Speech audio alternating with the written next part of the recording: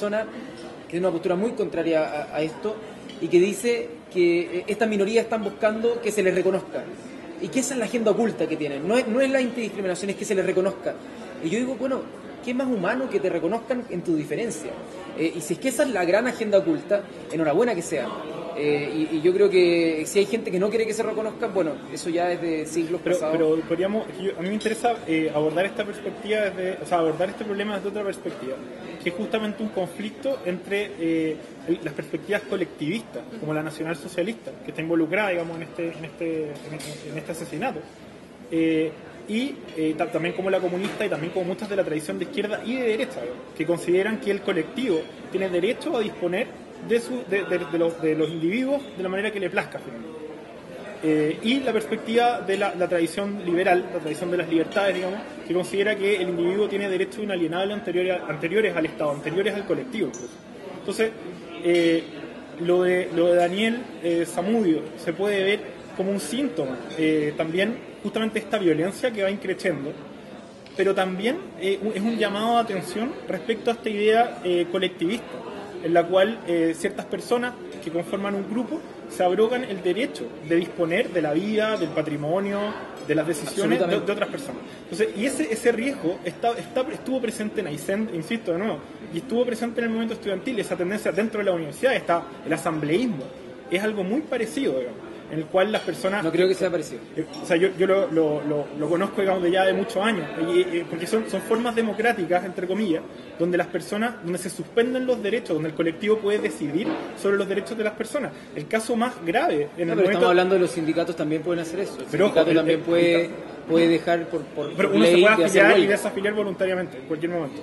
Ojo con las leyes sindicales. Sí, en el caso del movimiento estudiantil estuvimos al borde de que colectivos, asambleas de estudiantes, por ejemplo, pudieran dejar sin semestre a ciertas personas, lo cual implicaba la pérdida de recursos económicos, la pérdida de becas y un montón de otros temas. Entonces, ese tipo de casos es un llamado de atención, justamente, sin criticar por eso, digamos, las demandas del movimiento. Yo lo que estoy diciendo es que la forma de nuevo, volvemos, la forma tiene mucho que ver finalmente con el punto de llegada. Y en ese sentido, cuidarnos como sociedad de las ideas colectivistas, de la presunción de que si somos una mayoría podemos disponer del otro de la forma que queramos, es algo muy importante. ¿Y eso valida entonces el defender ideas de manera individual? ¿En qué sentido? Porque si el colectivismo en el fondo tiene todos estos riesgos, entonces será mejor tener una sociedad donde el individuo por sí solo y defendiendo solo sus propias ideas, tal vez sin considerar las del de al lado para no caer en algo colectivista, es más importante. Es que no hay que confundir el colectivismo con democracia. No hay que confundir individualismo con egoísmo. O sea, el individualismo, la idea del individualismo es que yo como persona tengo derechos inalienables anteriores al Estado, anteriores a la comunidad, y la otra persona también, y en la medida en que yo cuido esos derechos de la otra persona, cuido los míos. Sí, por eso es muy potente, digamos. Aquí muchas veces decimos individualismo y pasamos al egoísmo fácilmente, sí. Pero no tienen nada que ver. Entonces, tener cuidado con eso es algo clave y que es la base del respeto. Benito Juárez, el gran caudillo mexicano que echó a este rey que había llegado a meterse a México, decía, en el respeto a los derechos ajenos está la paz. Y efectivamente, o sea, en el respeto a los derechos del otro está la paz. Y que nos acostumbremos a traspasarlo tiene muchas consecuencias sociales gravísimas. Y entre ellas, por eso yo no separo el caso de Zamudio de todo el resto de lo que está pasando. ¿Cómo te resuena esa frase? Lo único que me queda resonando, porque en principio hay derechos que yo sí considero inalienables y que en el fondo son base también para una democracia. O sea, pero yo creo que la forma en como tú defines colectivismo, que al final es toma de decisiones de mayoría, hay dos cosas, ahí yo lo separaría, porque o si no se confunde con la idea de democracia y con la idea de Estado finalmente, que si no se convierte en anarquía. Entonces yo separaría, porque tú dijiste disponer de los otros, y yo creo que ahí está la separación, porque si es que tú quieres disponer de los otros, por supuesto que ahí se transforma en una violación, por supuesto, a los otros derechos y las libertades de las otras personas, pero aquí hay que tener también cuidado, porque creo que se mezcla y queda entre solapados que la forma en cómo debiésemos tomar decisiones, o sea, debiésemos establecer reglas, o si no eso se transforma en anarquía. Y ahí la importancia de que en una democracia se validen las formas de toma de decisiones de mayorías, porque esa es la forma que tenemos, es una forma muy importante que hoy día tenemos que empezar pero hay que fijarse que si esa democracia, si se permite que el voto de mayoría disponga de estos derechos individuales, se pasa a una tiranía fácilmente,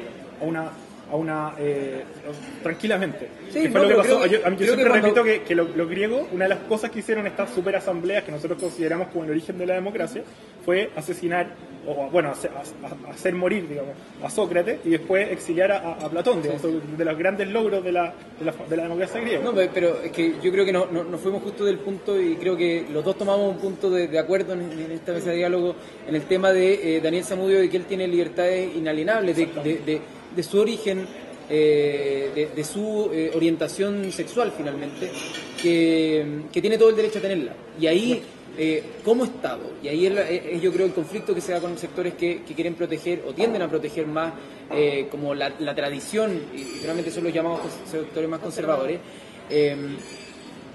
Por ejemplo, el concepto creado históricamente de matrimonio hoy día tiene una concepción entre un hombre y una mujer.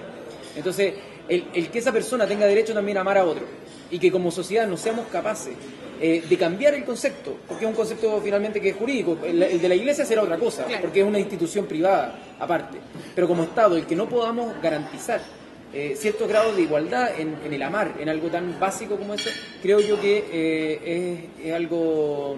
Sí, es algo complicado, porque ahí también son derechos que empecemos a pensar, el derecho a amar es un derecho y no está... Pero esta discusión es más bien eterna, y efectivamente, por ejemplo, matrimonio que viene de mater munium, del cuidado de la madre, y que justamente jurídicamente está orientado completamente a qué pasa si el matrimonio fracasa, los derechos de los hijos, la prelación en caso de para la herencia, esos son los temas que regulan, son casi puros temas patrimoniales. La palabra amor no está en ninguna ley, creo, no sé, pero creo que no está en ninguna. Pero es lo que lo hace. Sin embargo, es interesante porque aquí hay un conflicto entre, algunos dicen, mira, aquí lo que se está haciendo es reconocer ciertos derechos a minoría por sobre el resto de los ciudadanos, como si fuera, porque en el fondo la crítica es, bueno, entonces ahora la vida, entre comillas, voy a ponerlo de forma muy brutal, la vida de un homosexual va a valer más que la de un heterosexual. Pues si yo mato a un heterosexual va a ser un simple delito, y si yo mato a un homosexual va a ser un crimen de odio. Entonces, por ejemplo, esas son las cosas que uno escucha en el Parlamento. Y lo que importa, finalmente hay que tener cuidado. Nosotros tuvimos estas discusiones desde el comienzo de la República, no buscar moralizar a través de las leyes, porque no se puede. Nosotros no vamos a hacer una mejor sociedad haciendo leyes que digan que seamos buenas personas. Vamos a hacer una mejor sociedad el día que nosotros decidamos ser buenas personas. Y eso es mucho más complicado, porque tiene que ver con prácticas diarias. Entonces, yo creo que haber marcos de protección que permitan de todas maneras, de alguna manera normal.